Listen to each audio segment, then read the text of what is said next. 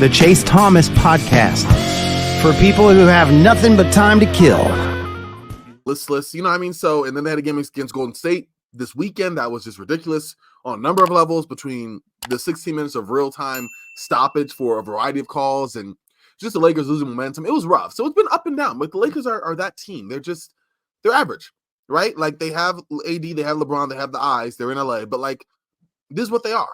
Even the news of the injuries. I mean, listen, I hate to say this, Kenny, but I put this on Twitter. We got finessed. We got finessed by Gabe Vincent. He gave us the good old fashioned Kendrick Nunn, where we were. And again, just like Kendrick Nunn, I had like mild interest. Like, I didn't really care. I was like, oh, cool. Like, he played good in Miami. He had a good. It was exactly like a Miami thing to them. I'm like, didn't he have a good playoff run? Okay, cool. It'll be helpful. And he proceeds not to play the whole season, and then he plays some of the next season, and we let him go. And then he's not in the league anymore. I'm not saying it's happened to Gabe Vincent. That didn't have to Kendrick Nunn.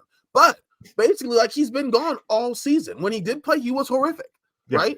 And so now it's a formality. But, like, real ones knew he wasn't playing this year. Like, he's been on the bench all this time. Christian Wood was a sad loss, in my opinion. I've been very high on him. And I thought he had some moments. He just couldn't really find a rhythm, which, I mean, Darvin Ham's coaching. It's kind of hard to do that. But, like, I thought he was okay. It's kind of unfortunate he'll be gone for the year. And then Jared Vanderbilt's the biggest loss, right? But again, we kind of knew he was going to be gone for the year too. Like, the way that the wording came out, his foot and everything, and then, but maybe not. But you didn't really give a whole lot of details, So at the end of the day, like, Lakers destined for the play-in, right? Unless something catastrophic happens. We'll see if they can get out of that. We'll see if they can make an entertaining first round, unless it's against Denver, in which case we know how that'll go. But yeah, like, it's not. I spent probably more time just now on the Lakers right now than there really is news to break down on them, in my opinion. Like, they just ebb and flow, and the consistency just isn't there. And I don't know if it starts with Darvin Ham. Obviously, you're asking for a lot on LeBron James. AD's been dominant defensively, but offensively, I think, has regressed a little bit. The supporting cast, you have great games from, D'Lo, and then not so great games. And Austin Rivers has great games and not so great games. So, it's the journey of a team that's destined to go out in the first round. I think we can make it out of the play-in. Huh? Do you think they make it out of the play-in? Like, do you think?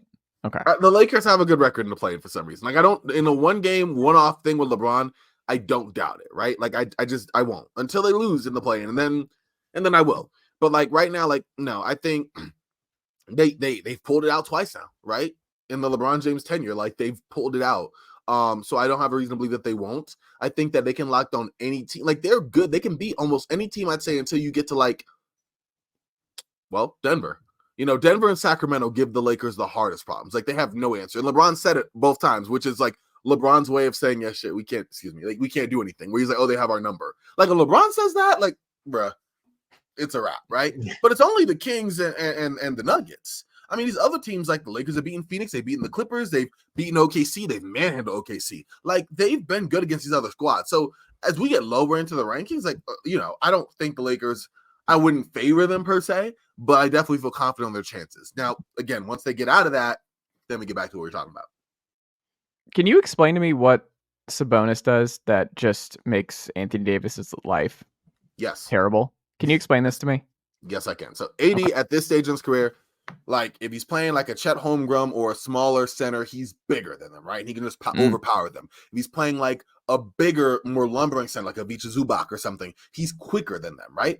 But Sabonis is like the perfect mix of, like, quicker than AD, but just as strong, if not maybe even a little stronger, right? The same thing we see with Jokic, where at least AD has like a quickness advantage on Jokic, but Jokic, like, down in the torture chamber, it's a wrap, right? Like, Sabonis has like a little bit of that with the addition of being, like, shifty as well. And so AD just has a problem matching up against all of that, right? And forget the fact that you are going through screening action after screening action. You got to, defend the back line because your guards are getting beat because one of Austin Reeves or D'Lo is guarding De'Aaron Fox, which is like, yikes.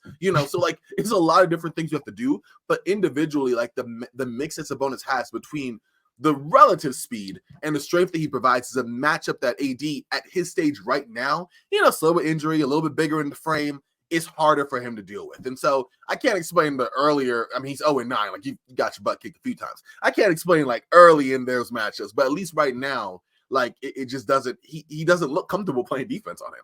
And I get it. Like, Sabonis is very skilled, but also, like, you would think AD would have a better shot, but nah.